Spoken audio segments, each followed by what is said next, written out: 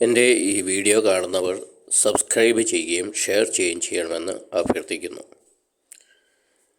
ഈ ആത്മീയ ജീവിതം നയിക്കുന്ന എല്ലാവരും തന്നെ എന്തെങ്കിലുമൊക്കെ ഭക്തി കൃത്യങ്ങൾ സ്ഥിരമായി ചെയ്യുന്നവരാണ്. ചിലർ ജപമാലയിലും ചിലർ ഇങ്ങനെ പള്ളികളിലൊക്കെ പോയി ഇരുന്ന് പ്രാർത്ഥിക്കും, അല്ല ചിലർ ബൈബിളൊക്കെ വായിക്കും. അങ്ങനെ പലവിധ ഭക്താഭ്യാസങ്ങൾ ചെയ്യുന്നതാണ്.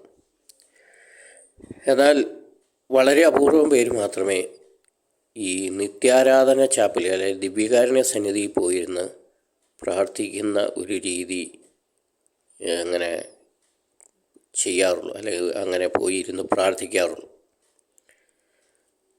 അങ്ങനെ ചെയ്യാത്തതിൻ്റെ കാര്യം എന്ന് വെച്ച് കഴിഞ്ഞാൽ എന്താണെന്ന് വെച്ചാൽ, ഒരു പരിധിവരെ ഇവർക്ക് അതിനെക്കുറിച്ച് വ്യക്തമായ ഒരു അറിവില്ല. മറ്റൊന്ന്, ഇവർക്ക് വ്യക്തിപരമായിട്ട് വലിയ അനുഭവങ്ങളൊന്നും അങ്ങനെ തോന്നിയിട്ടുണ്ടാവില്ല, അല്ലെങ്കിൽ കിട്ടിയിട്ടുണ്ടാവില്ല. അതുകൊണ്ടൊക്കെ ആയിരിക്കും ആളുകൾ പൊതുവെ നിത്യാരാധന ചാപ്പലിൽ പോയിരുന്ന് പ്രാർത്ഥിക്കാനൊക്കെ ഇത്തിരി മടി കാണിക്കുന്നത്. എന്നാൽ എൻ്റെ അനുഭവത്തിൽ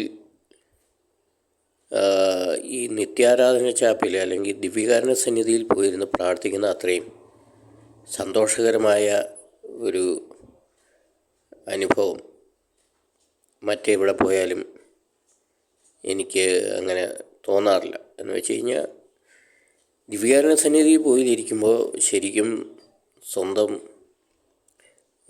സുഹൃത്തിൻ്റെ അല്ലെങ്കിൽ നമ്മുടെ ഏറ്റവും വലിയ സുഹൃത്തിൻ്റെ അടുത്ത് വെറുതെ വർത്താനം പറഞ്ഞിരിക്കുന്ന ഒരു സുഖമുണ്ട്. അങ്ങനെയുള്ള ഒരു അനുഭവമാണ് എനിക്ക് തോന്നാറുള്ളത്.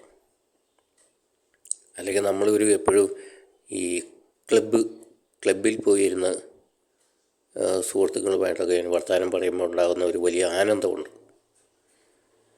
അങ്ങനെയൊക്കെയുള്ള ഒരു വലിയൊരു ആനന്ദവും അനുഭവമാണ് എന്നെ സംബന്ധിച്ച്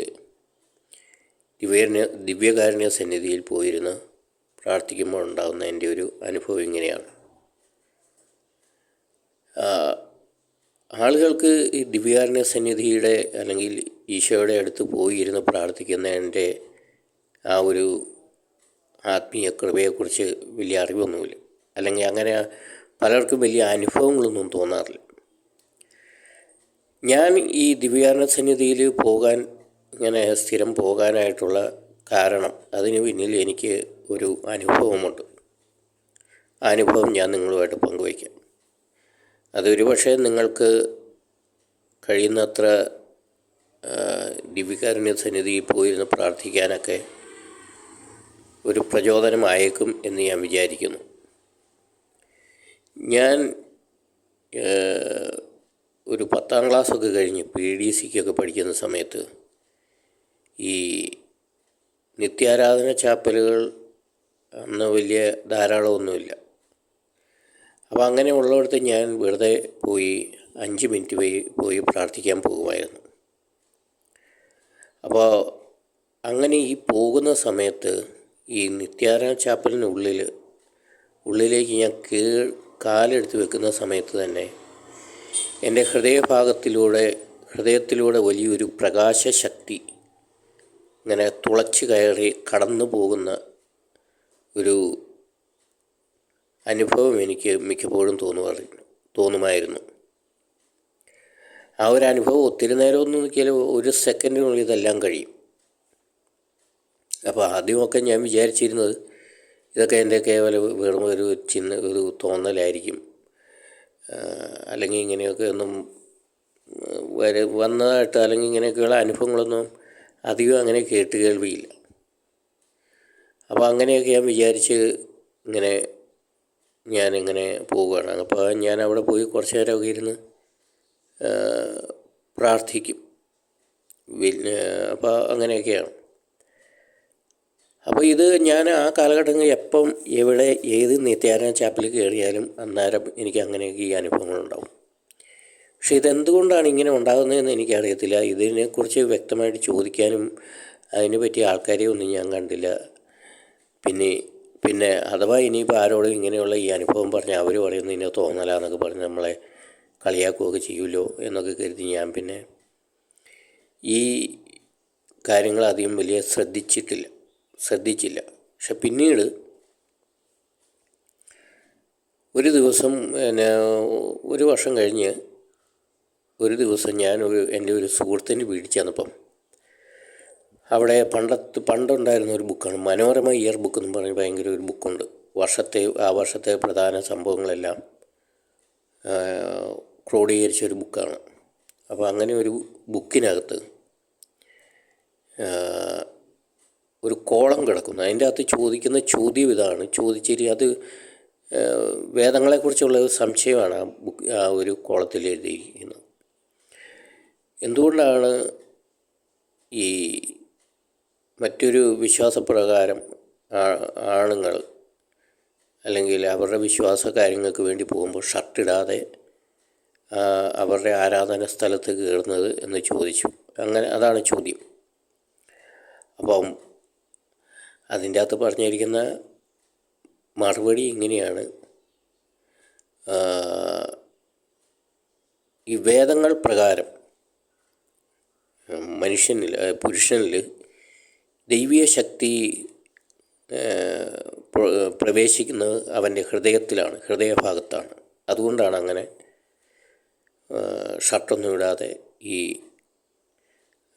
ദേവാലയം അല്ലെങ്കിൽ അങ്ങനെയുള്ള സ്ഥലങ്ങളിൽ അവർ പ്രവേശിക്കുന്നത് എന്നാണ് അതിൻ്റെ അകത്ത് എഴുതിയിരിക്കുന്നത്. അപ്പോൾ ഈ ഒരു കാര്യം ചിന്തിച്ചപ്പോൾ പെട്ടെന്ന് എനിക്കൊരു ഓർമ്മ വന്നത്, ഞാൻ പണ്ട് ഇങ്ങനെ ഈ ചാപ്പലിലൊക്കെ കയറുമ്പോൾ എനിക്കുണ്ടാകുന്ന ഇതേ അനുഭവം തന്നെയാണ്. ദിവ്യാരണ സന്നിധിയിലെ ആ വാതിൽ തുറന്ന് ജസ്റ്റ് അകത്തേക്ക് ആ കാല് വെക്കുന്ന നിമിഷം എൻ്റെ ഉള്ളിലേക്ക് ഒരു പ്രകാശത്തിൻ്റെ ഒരു വലിയൊരു റേഡിയേഷൻ പോലെയൊരു സംഭവം കടന്നു പോകുന്നതായിട്ടാണ് എനിക്ക് എല്ലാ പ്രാവശ്യവും തോന്നിയിരുന്നു. അപ്പോൾ എനിക്ക് മനസ്സിലായി ഇത് വെറും തോന്നലല്ല, ഇത് തീർച്ചയായും ഈശോയുടെ വലിയൊരു പ്രത്യക്ഷപ്പെടലും അല്ലെങ്കിൽ അനുഭവവും ഈശോ എന്നെ സ്നേഹിക്കുന്നു എന്നതിനൊക്കെയുള്ള ഒരു തെളിവായിട്ടാണ് ഞാനത് മനസ്സിലാക്കിയത്. അതിനുശേഷം ഞാൻ എപ്പോഴാണെങ്കിലും കഴിയുന്നത്ര ഞാൻ ദിവ്യകാരുണ്യ സന്നിധിയിൽ പോയിരുന്ന് പ്രാർത്ഥിക്കാനും അതുപോലെ തന്നെ ഈശോയ്ക്ക് എന്നെക്കുറിച്ചുള്ള ആ പദ്ധതിയുടെ ആഴം മനസ്സിലാക്കാനൊക്കെ എനിക്ക് ഈ സംഭവം എന്നെ സഹായിച്ചു. അപ്പോൾ അങ്ങനെ ഞാൻ മുന്നോട്ട് പോയി ഇങ്ങനെ പിന്നീട് എൻ്റെ ജീവിതത്തിൽ ഞാൻ സാധിക്കുമ്പോഴൊക്കെ ദിവ്യകാരുണ്യ ചാപ്പലിൽ പോയിരുന്ന് പ്രാർത്ഥിക്കാൻ ശ്രമിക്കുമായിരുന്നു. അതിലൂടെ എനിക്ക് എന്താണ് ഗുണം ഉണ്ടായതെന്ന് ചോദിച്ചു കഴിഞ്ഞാൽ, ഭൗതികമായിട്ടുള്ള ഒരു മേന്മയോ ലാഭമോ എന്നതിനേക്കാൾ ഉപരി ആത്മീയമായിട്ട് എനിക്ക് വളരെയധികം ലാഭം ഉണ്ടായിട്ടുണ്ട്. അല്ലെങ്കിൽ വലിയൊരു സമാധാനവും സന്തോഷവും ഒരു ആത്മീയ കൃപകളൊക്കെ അതുവഴി ഈശോ എനിക്ക് തന്നിട്ടുണ്ട്. അപ്പം ഞാൻ പറഞ്ഞു വന്ന കാര്യം ഇതാണ്: ദിവ്യകാരുണ്യ സന്നിധിയിൽ നിങ്ങൾക്ക് കുറച്ച് നേരം പോയിരുന്ന് പ്രാർത്ഥിക്കാൻ പറ്റുമെങ്കിൽ അത് വലിയൊരു അനുഗ്രഹമായിരിക്കും. അത് ഒരു അസുലഭമായിട്ടുള്ള ഒരു നിമിഷം തന്നെയാണത്. അതൊരു പക്ഷേ പെട്ടെന്ന് നമുക്ക് മനസ്സിലായെന്ന് വരികയെന്നല്ല, അത് പെട്ടെന്ന് നമുക്ക് അനുഭവപ്പെടുകയില്ല. കുറച്ച് ദിവസങ്ങൾ ഇങ്ങനെ പോയി കഴിയുമ്പോഴാണ് നമുക്ക് ആ ഒരു മാറ്റം മനസ്സിലാകുന്നത്. അല്ലെങ്കിൽ നമ്മൾ ആദ്യം പോയപ്പോൾ ഉണ്ടാകുന്ന പോലത്തെ ഒരു മാനസികാവസ്ഥയോ ശാരീരികാവസ്ഥയോ ആത്മീയാവസ്ഥയോ ഒന്നും ആയിരിക്കുകയില്ല പിന്നീട് നമ്മൾ ഇങ്ങനെ മുന്നോട്ട് ഓരോ ദിവസം പോകുമ്പോഴും നമുക്കുണ്ടാകുന്ന മാറ്റങ്ങൾ. അപ്പോൾ ഇങ്ങനെ ആ മാറ്റങ്ങൾ വിലയിരുത്തി നമ്മൾ ദിവ്യകാരുണ്യ സന്നിധിയിൽ പോയിരിക്കുമ്പോഴാണ് നമുക്ക് ഈശോയുമായിട്ടുള്ള ഒരു യഥാർത്ഥ ബന്ധത്തിലേക്ക് എത്താനും ഈശോയെ കൂടുതൽ സ്നേഹിക്കാനൊക്കെ ആയിട്ട് പറ്റുന്നത്.